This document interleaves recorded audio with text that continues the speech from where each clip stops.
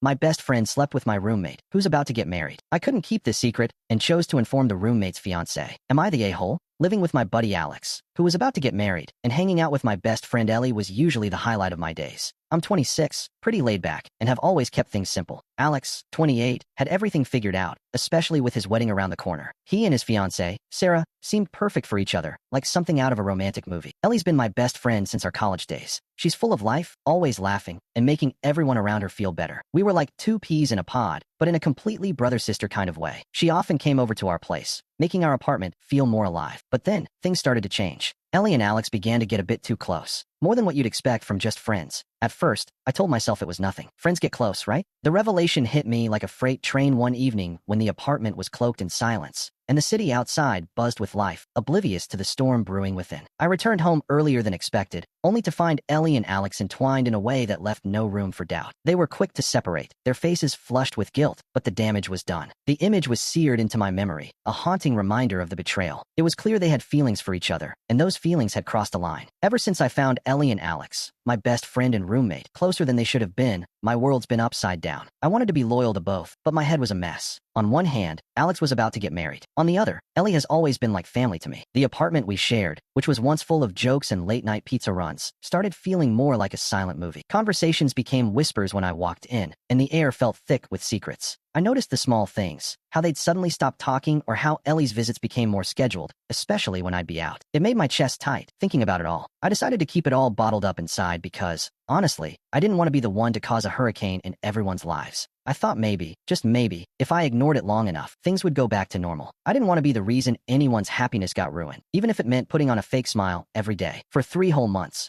I lived in this bubble of hope and fear. Hope that Alex and Ellie would realize their mistake, and fear of what would happen if Sarah, Alex's fiancée, found out. It was like walking on a tightrope, trying to balance everything and pretend I was okay with it. Every day was a challenge, trying to act normal around Alex and Ellie. I dodged conversations about relationships, love, or anything that could lead back to the secret I was keeping. It felt like I was living in a different world from them, watching from the outside. I began to pull away, spending more time alone, avoiding coming home. I started making sure they knew when I was about to come home, sending a text or calling to say, "Hey, I'll be there in 10 minutes. I thought it would help me avoid walking in on more moments like that. However, even with all my warnings, it kept happening. Every time I saw them too close, it felt like a punch to the gut. I started to dread going home. My place, which used to be where I could relax, now felt like the last place I wanted to be. So I stayed out as much as I could. I hung out in coffee shops, wandered around the library, and did anything to stay busy and away from the apartment. It was like I was trying to disappear from my own life, because every time I thought about facing them, I just couldn't. It felt like everything around me reminded me of how things had changed and how uncomfortable I felt in my own home. I felt like I was stuck in a really tough spot. Here was my best friend and my roommate, who was about to get married, sneaking around. I kept their secret for 3 months, trying to ignore it and hoping it would just go away. But it ate at me. Sarah, Alex's fiancée, had no idea, and it didn't seem fair to her. The weight of knowing about Ellie and Alex became too much.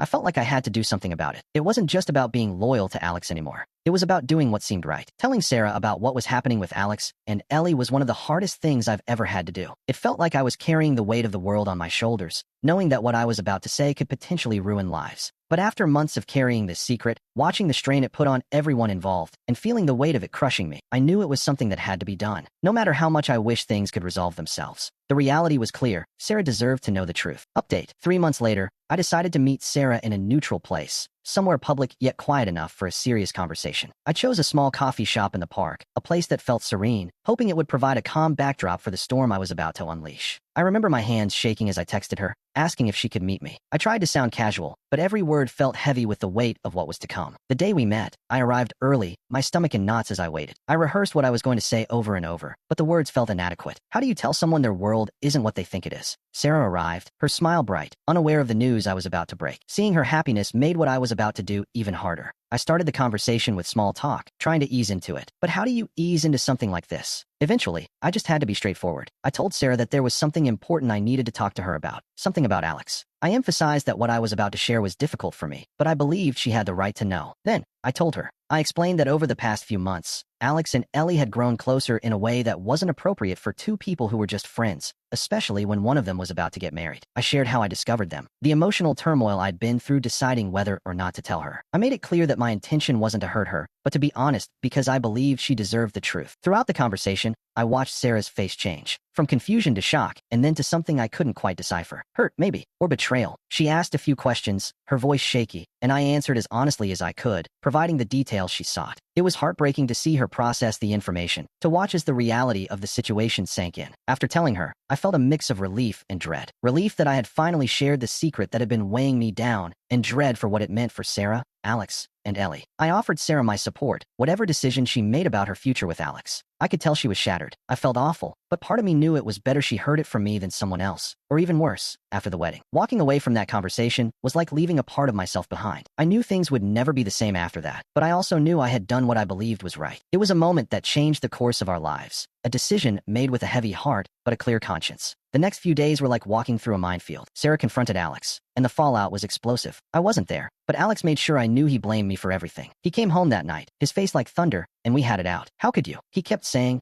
over and over, like a broken record. I tried to explain my side, saying I couldn't just stand by and watch him make a mistake that big, but Alex wasn't having any of it. He saw it as the ultimate betrayal. Ellie, on the other hand, was a mix of angry and sad. She thought I had backstabbed them by not keeping their secret. Our friendship, once unbreakable, started showing cracks. She said she understood why I did it, but wished I hadn't. Our conversations became stiff, filled with awkward silences and unspoken words. It was clear things were never going back to how they were. The atmosphere at the apartment turned icy. Alex and I barely spoke, and when we did, it was just the essentials. It felt like I was living with a stranger, not the guy who had been my best friend. Ellie stopped coming over, and our group of friends picked up on the tension. Sides were taken, and suddenly, I found myself on the outside. It was like high school all over again, only lonelier. I started spending more time out of the apartment, staying late at work, wandering around the city, or sitting in parks just to avoid going home. The place I had loved, filled with so many good memories, now felt like a prison. The worst part was the isolation. Friends I thought I had in my corner slowly drifted away, unsure of how to navigate the new dynamics. The emotional toll was heavy. I struggled with guilt, wondering if I had made the right decision. Sleepless nights were common, and I found myself questioning not just my actions, but my judgment. Had I really done the right thing? Or had I just destroyed relationships for the sake of my own conscience? Eventually, the situation at the apartment became unbearable. Alex decided he couldn't live with me anymore, and I couldn't blame him. The search for a new place was quick. I just wanted out. Moving out was a relief and a defeat all at once. It felt like I was running away,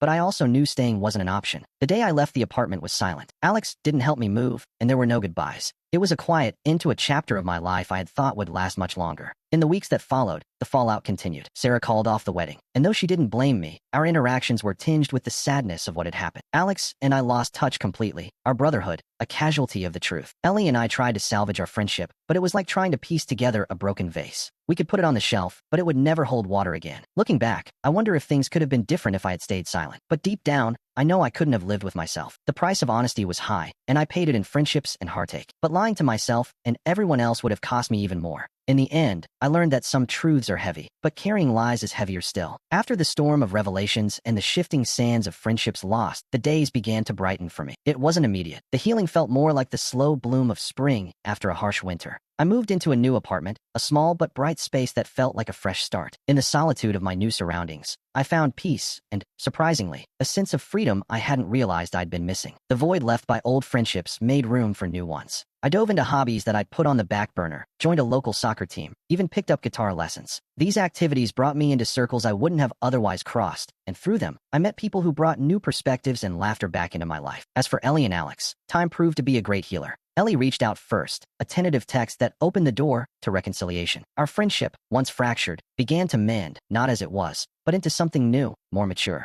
We acknowledged the past, but chose to focus on the future, celebrating our new paths and supporting each other as we always had. Alex's journey took longer, but a chance encounter at a mutual friend's wedding brought us back into the same orbit. The initial awkwardness gave way to a heartfelt conversation where apologies were exchanged and forgiveness was granted. It was a reminder that while friendships can break under the weight of secrets, they can also rebuild stronger in the broken places. My career took an unexpected but welcome turn when I was offered a position at a startup. The work was challenging but rewarding, and it came with the added bonus of travel, allowing me to see parts of the world I had only dreamed of. On one of these trips, I met Maya, a fellow traveler with a thirst for adventure and a kindness that drew me in. Our connection was instant, and what started as a shared journey through foreign lands blossomed into a partnership I had longed for but never found. Years down the line, as I reflect on the tumultuous period that reshaped my life, I see it not as a time of loss, but as a crucible that forged my character and my future. Ellie, Alex, and I, though forever changed by the events, found a way to coexist in each other's lives, a testament to the enduring strength of true friendship. And with Maya by my side, exploring the world and building a life together, I am reminded that sometimes the hardest roads lead to the most beautiful destinations. Happiness, I learned, isn't the absence of pain or conflict, but the resilience to move through it and find joy on the other side. My story, once marked by betrayal and heartache, is now a narrative of growth, forgiveness, and new beginnings. And for that, I am profoundly grateful.